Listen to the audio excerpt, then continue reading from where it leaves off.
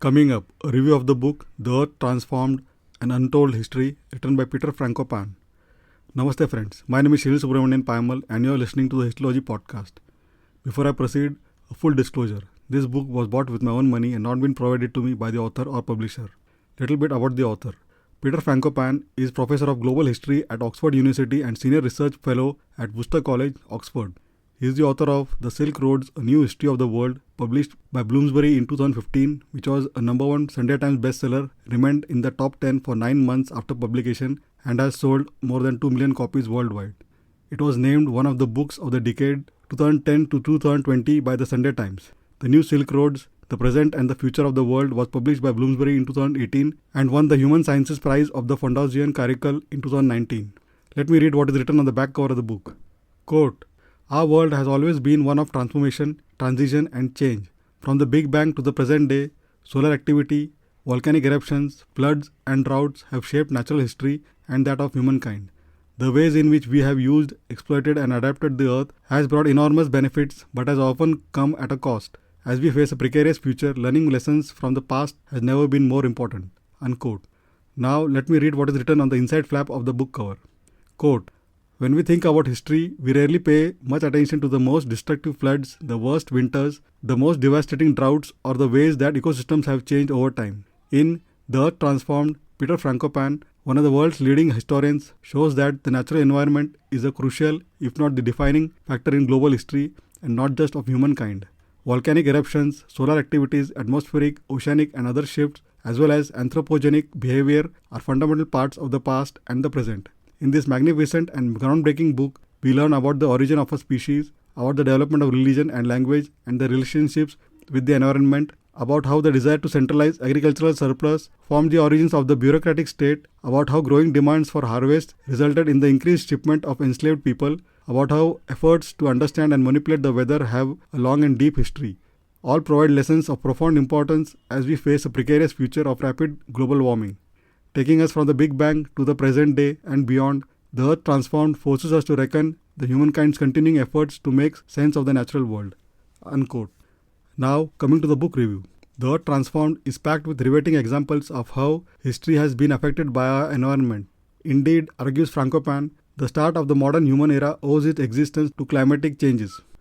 Around 12,000 years ago, global temperature rose, prefiguring what's known as the Holocene epoch, which coincided with the rapid growth of humans. As the author observes, agriculture may not have been impossible before the Holocene, but it suited conditions perfectly after its onset.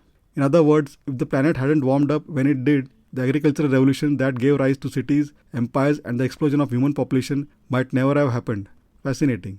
Here are a few extracts which I found even more fascinating.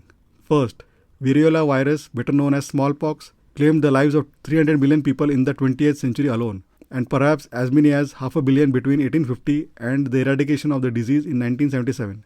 Among its first victims were the members of the ruling dynasty of Egypt, including Pharaoh Ramses V, whose mummified body bears traces of the virus's unmistakable pustules, especially on his cheeks.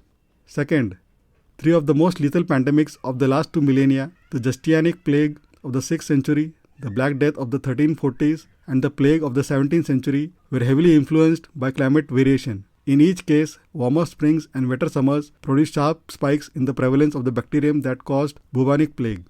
Third, the author has given a few examples to say that the worse the weather conditions, the greater the likelihood that minorities would be attacked. Fourth, some scientists have claimed that the Mongol invasions killed so many people that this had an impact on the global carbon cycle and lowered atmospheric CO2 content, a proposition that gained the attention in the press around the world, generating headlines such as "Why Genghis Khan was good for the planet." Fifth, the first Mughal Emperor Babur's view on India. Quote, "India is a place of little charm. There is no beauty in its people, no graceful social intercourse, no poetic talent or understanding, no etiquette, nobility or manliness. The arts and crafts have no harmony or symmetry. There are no good horses, meat, grapes, melons or other fruit. There is no ice, cold water, good food or bread in the markets. There are no baths and no madrasas. There are no candles, torches or candlesticks." Unquote. Sixth, Adam Smith in 1776 wrote, "The discovery of America and that of a passage to the East Indies by the Cape of Good Hope by Vasco da Gama just 6 years later were the two greatest and the most important events recorded in the history of mankind." 7th, some Europeans believed that indigenous peoples were being punished by God because of their belief systems which were not so much pagan as diabolical and demonic. 8. Recent research suggests that counties in the US with large populations of enslaved people at the time of the abolition of slavery in the 1860s are more likely today not only to vote Republican but to oppose affirmative action and express racial resentment and sentiments towards black people. 9th, Britain was able to mass produce weapons and ammunition helped by control of the saltpeter of Bengal and Bihar, by far the richest in the world, which produced vast quantities of nitrates, the essential ingredient in gunpowder.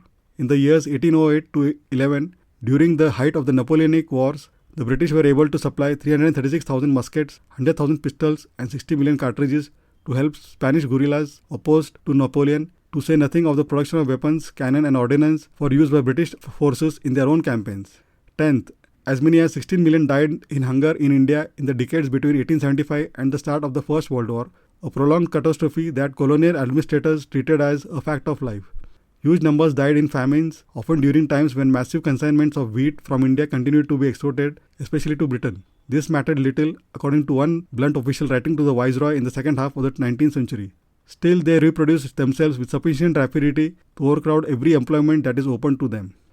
11th, some estimates suggest that coronavirus pandemic cost the US economy alone some $16 trillion. The book is littered with numerous such mind-boggling examples and anecdotes which will surely surprise you. Conclusion. As Frankopan pointedly concludes, the environment is the very stage on which our existence plays out, shaping everything we do, who we are, where and how we live, and if the theatre closes or collapses, that marks the end for us all.